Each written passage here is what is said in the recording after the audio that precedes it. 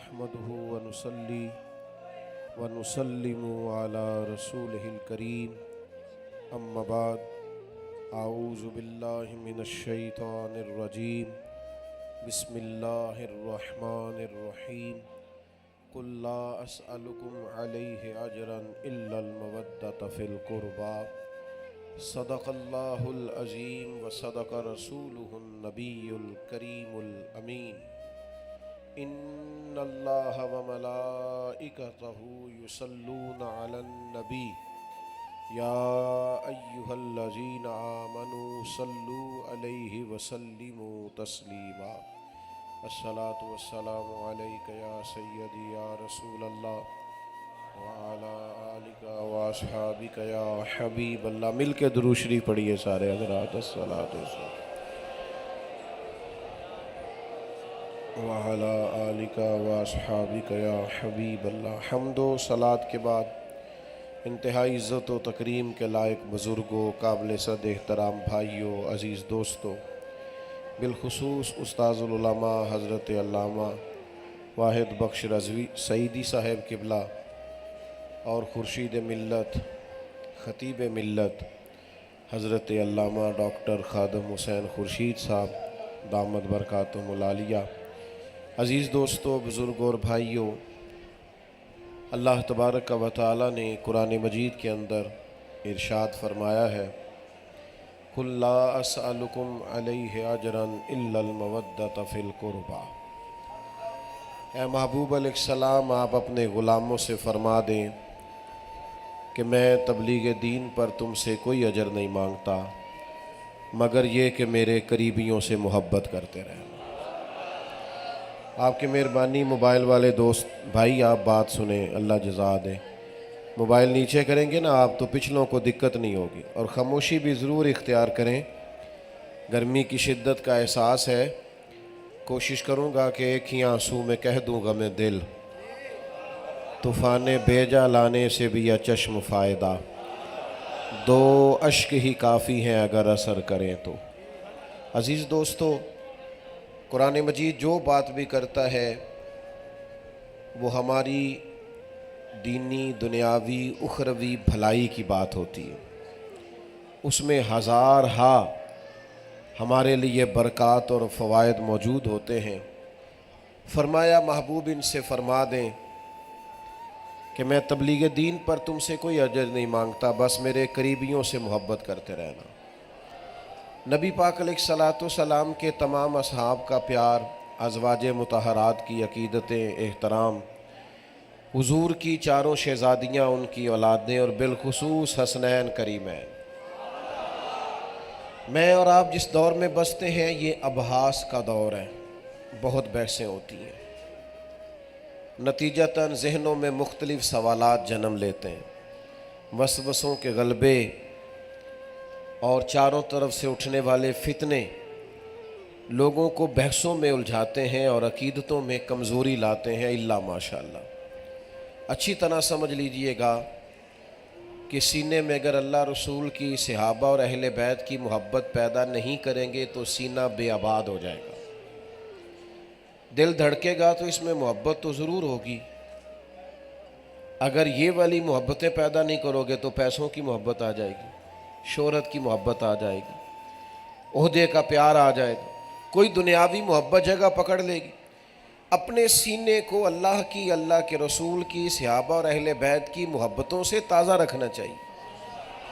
हर वक्त आप देखिए ना, नबी करीम अलैहिस्सलाम जब इस मोहब्बत को बयान फरमाते तो किस वारफ्तगी से बयान करते, किस जोश से सरकार इस मोहब्बत को बयान करते, और तरीक़ा कैसा इनफरादी होता। हज़रत उस्मान गनी रदी अल्लाह ताला अन्हु हदीस के रावी हैं।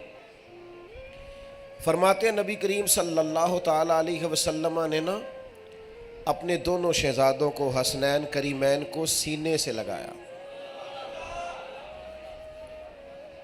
और फिर हमने देखा कि हुजूर की आंखों में आंसू भी हैं, और फिर अल्फाज कुछ इस तरह से तरतीब पाए कि ए अल्लाह, मैं इन दोनों से मोहब्बत करता हूँ, तू भी इनसे मोहब्बत फरमा। और इन जुमलों की आप ذرا حسن کو ملاحظہ کیجئے، کریم فرمانے لگے اے اللہ جو جو میرے حسنین سے محبت کرے تو ان سب سے بھی محبت فرما۔ یہ اس طرح محبوب نے آنسوؤں میں لپٹی ہوئی دعائیں ارشاد فرمائی ان لوگوں کے لیے جو حسنین سے پیار کریں۔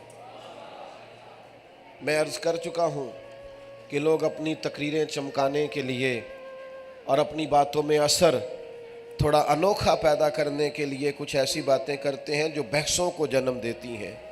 آپ اس جماعت کے سٹیج پر موجود ہیں جو آپ کو صحابہ کا بھی احترام، ادب، عقیدت اور محبت سکھاتے ہیں، اور اولاد رسول کے ایک ایک بچے کا نور ہونا بھی تسلیم کرتے ہیں۔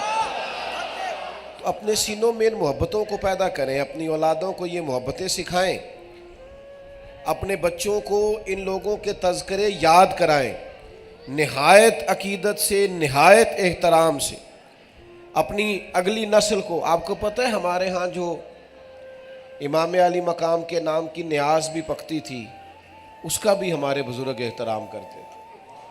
ہمارے دیہاتوں میں اگر کوئی چاول کے چند دانے زمین پہ گر جاتے کہ جو نیاز کے ہیں، لنگر کے ہیں، تو ہمارے بزرگ ٹھہر جاتے کہ چونکہ اس کی نسبت بڑی اونچی ہے۔ یہ کیا کرتی تھی یہ چیزیں؟ یہ دلوں کے اندر شوق پیدا کرتی۔ اب وہ کیفیات نہیں، وہ درد نہیں، وہ سوز نہیں۔ اعلیٰ حضرت بریلوی رحمۃ اللہ علیہ کے چھوٹے شہزادے حضور مفتی اعظم، آپ اپنی بیٹھک میں تشریف فرما تھے تو ایک صاحب آئے، وہ اصل میں وہ آپ کے ایک مرید سے جھگڑا کر رہے تھے۔ اس نے کہا میرے شیخ مفتی اعظم ہے، تو کہنے لگا تمہاری عادت ہے، امام ہوں تو امام اعظم، حضرت احمد رضا ہوں تو اعلیٰ حضرت، تم سب کو بڑا ہی کہتے ہو، میرے سوال کا جواب دیں گے تو پتہ چلے گا نا مفتی اعظم ہے۔ تو آ گیا، حضرت بیٹھک میں تشریف فرما تھے۔ اس نے آتے ہی سوال پوچھا، بیچارہ سادہ آدمی تھا، کیا اس نے سوال پوچھنا تھا؟ کہنے لگا حضرت بتائیے نبی کریم صلی اللہ تعالیٰ علیہ وسلم کی چاروں شہزادیوں کے نام کیا ہیں؟ تو جو دروازہ حضرت کا کھلتا تھا گھر میں، آپ اس دروازے سے اندر تشریف لے گئے۔ اس نے فوراً اعتراض کیا، تم کہتے تھے مفتی اعظم ہے، وہ کتاب دیکھنے چلے گئے، وہ نام پڑھنے چلے گئے، تم تو کہہ رہے تھے سب سے بڑے مفتی ہیں۔ تھوڑی دیر کے بعد حضرت تشریف لائے تو داڑھی مبارک سے پانی کے قطرے گر رہے تھے۔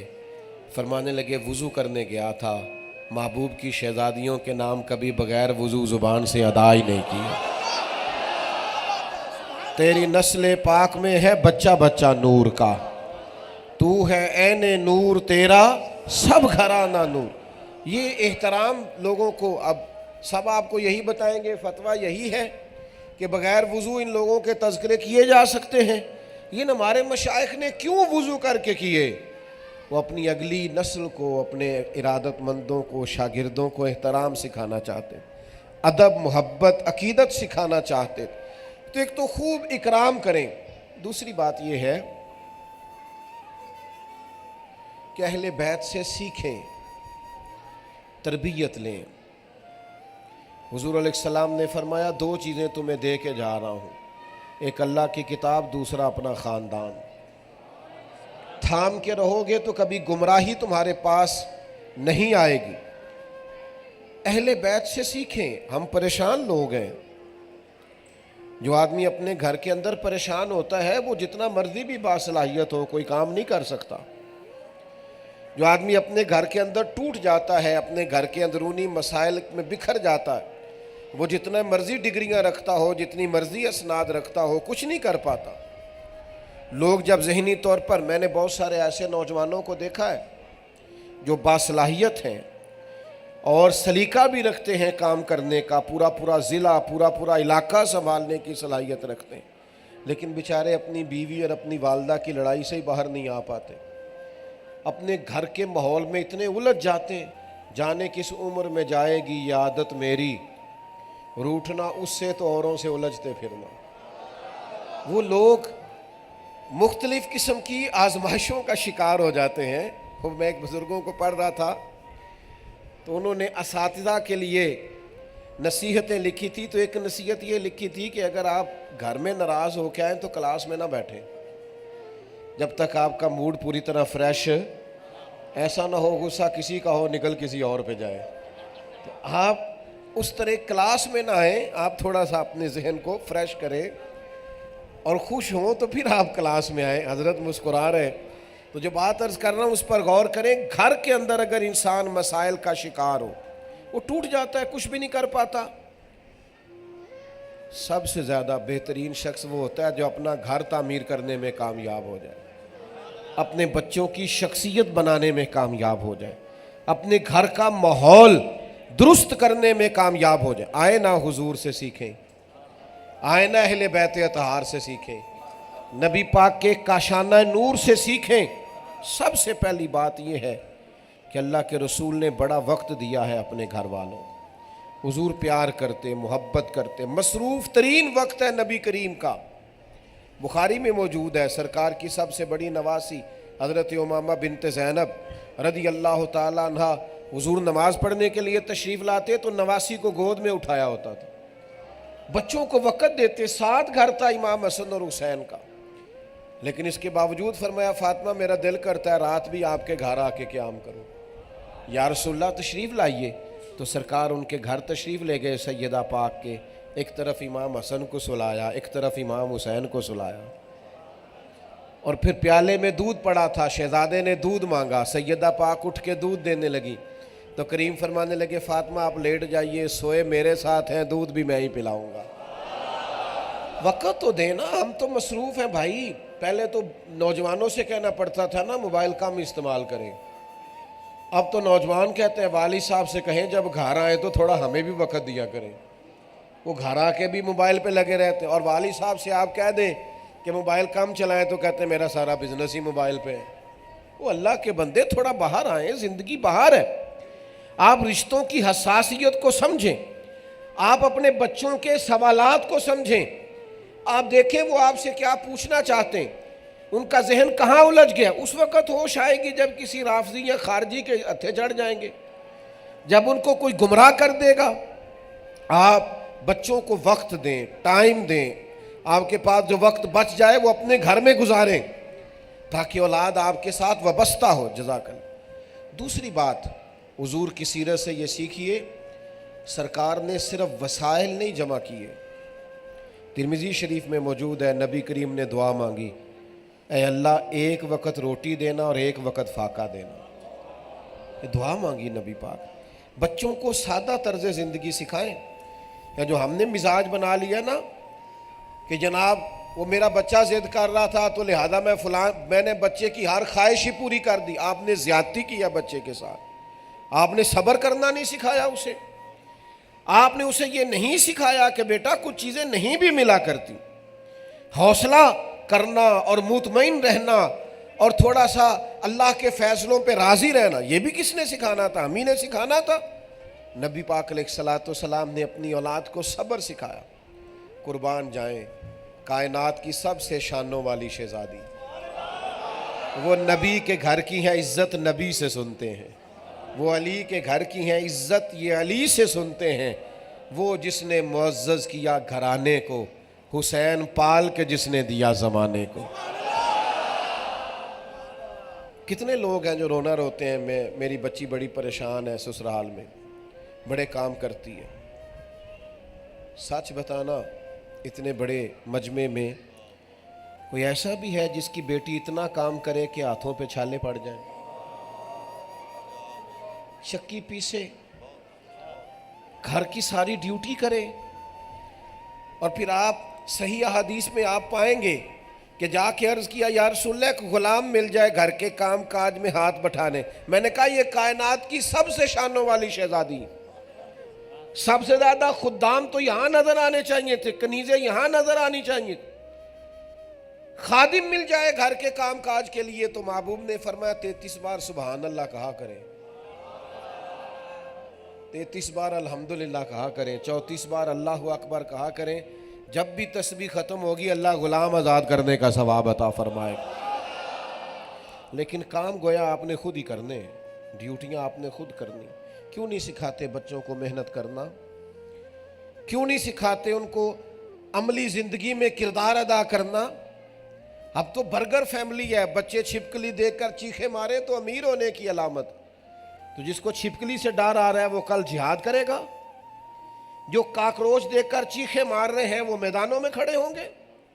وہ ڈٹیں گے مذہب کے لیے، عقیدے کے لیے، نظریے کے لیے؟ آپ نے تو انہیں بزدل بنا دیا۔ اللہ کے محبوب علیہ الصلوۃ والسلام نے محنت کرنا، مشقت کرنا، صبر کرنا سکھایا، اور پھر حضور نے بہادری سکھائی اپنی اولاد کو، دلیری سکھائیں۔ بچے باہر لڑائی ہو رہی ہے، دروازہ اندر سے بند کر لو۔ او خدا کے بندے، اسے بزدلی سکھا رہا ہے تو؟ اسے جینا سکھا۔ بزدل بھی کبھی جیتے ہیں؟ وہ تو ایک سانس جیتے ہیں، ایک سانس مرتے ہیں۔ یہ اگر اس کا سینہ چوڑا ہوگا، کشادہ ہوگا تو اسے جینا آئے گا۔ لیکن ہم وہ لاڈ پیار کے نام پر اور شہزادگی کے نام پر اور صاحبزادگی کے نام پر جو حشر کر رہے ہیں ان بچوں کا، یہ بیچارے کمزوروں جیسی زندگی گزارتے ہیں۔ حضور کی اولاد پاک کا طریقہ کیا ہے؟ سب سے زیادہ خطرہ تھا جب حضرت عثمان غنی کا گھر بلوانیوں نے گھیر لیا تھا، تو دروازے پر سب سے زیادہ خطرہ تھا۔ مولا علی شیر خدا نے دونوں تلواریں دے کر اپنے دونوں شہزادوں کو، ہاں امام حسن اور حسین کو دروازے پہ کھڑا کیا، فرمایا بیٹا کوئی تمہارے خالو کے قریب نہ جانا پائے۔ آپ ان کو جینا سکھائیں، میدان میں رہنا سکھائیں، بچوں پر وقت پر بوجھ ڈالیں۔ ہمارے ایک دوست ہیں، لیکچرار ہیں کالج میں، اور دینی تعارف بھی رکھتے ہیں، خطیب بھی ہیں، اچھے مبلغ ہیں، تو کہتے ہیں والد صاحب نا بہت سارے شاگرد کھڑے ہوتے ہیں تو اکثر کہتے ہیں او کاکا، او پتر ادھر آئے نا۔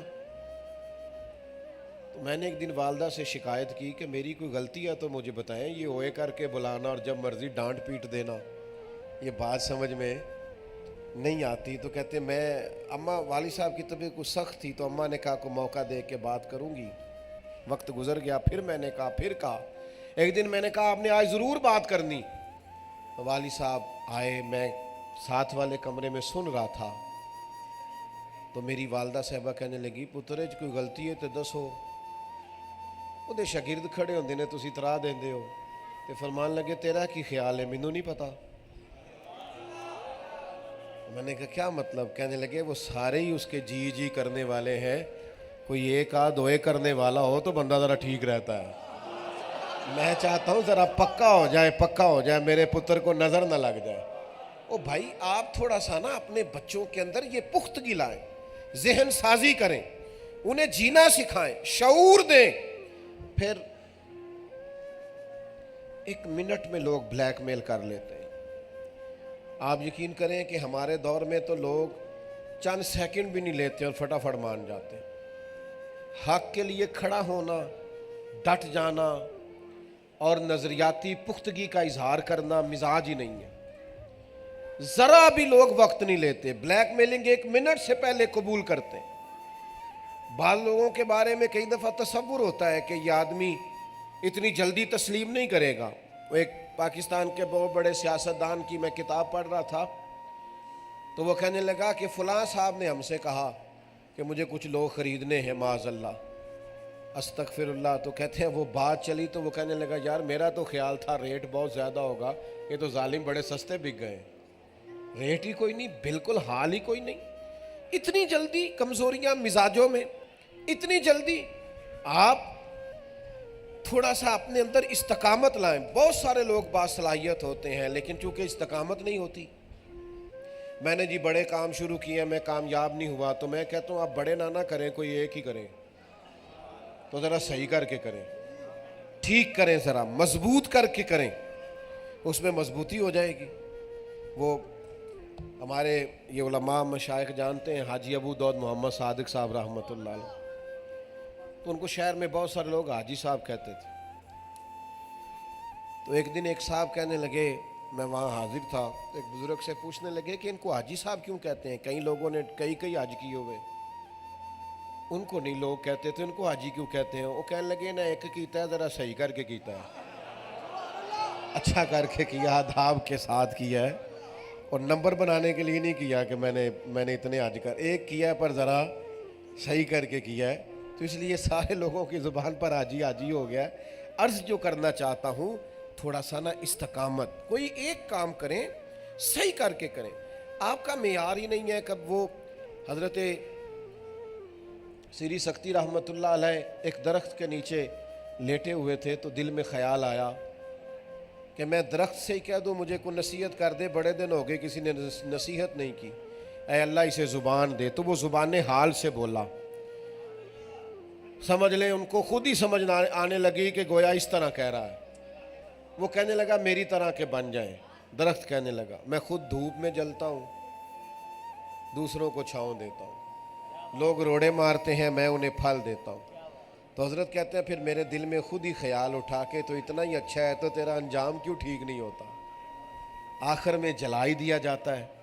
تو کہنے لگا شیخ، یہ زبان حال سے باتیں ہو رہی ہیں، کہنے لگا شیخ میرے اندر ایک کمزوری بھی ہے، جدھر کی ہوا ہوتی ہے میں بھی ادھر کا ہی ہو جاتا ہوں، وہ کمزوری میری ٹھیک ہے، مجھے ٹھہرنا نہیں آتا، کھڑے نہیں ہونا۔ بھائی ذرا ٹھہریں، استقامت اختیار کریں۔ میں نے آپ سے وعدہ کیا تھا میں نے زیادہ باتیں نہیں کرنی، آپ پریشان نہ ہو، میں سمیٹنے لگا ہوں بات کو۔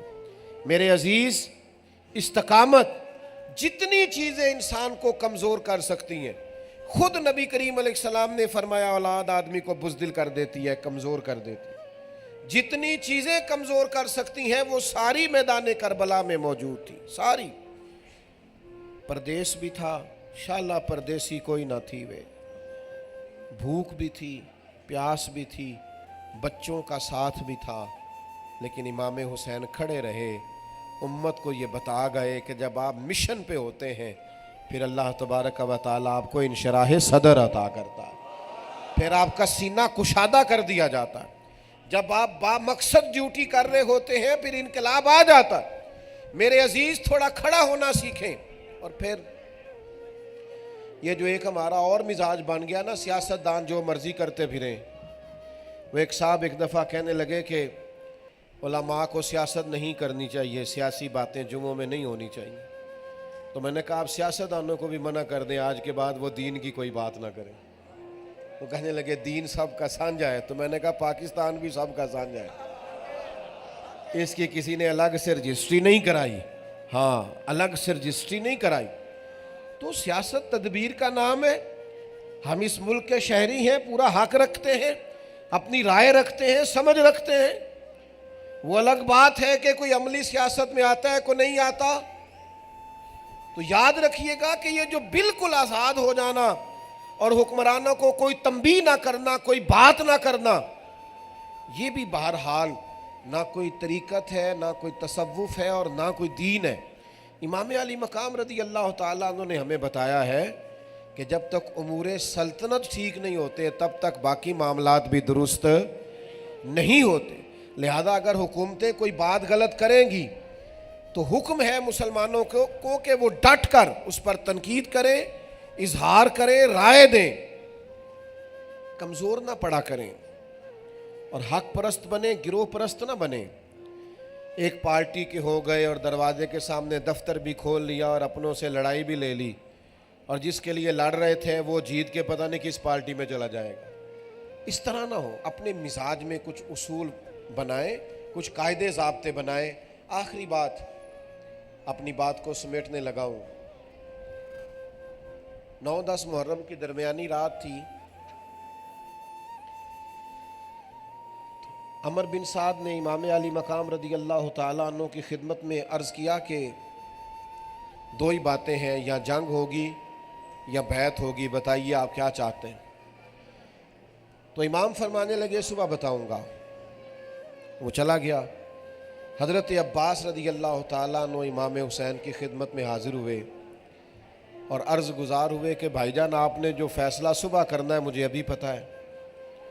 یہ یزیدی فکر کے لوگ ہیں، سوچے گا شاید حسین نے سوچنے کے لیے وقت لیا ہے، کوئی رائے بدلنے لگی ہے خدا نہ خواستہ، تو آپ ابھی بتا دیتے معاملہ کیا تھا۔ تو امام علی مقام فرمانے لگے عباس آپ کا کیا خیال ہے؟ میں نے سوچنے کے لیے ٹائم مانگا ہے۔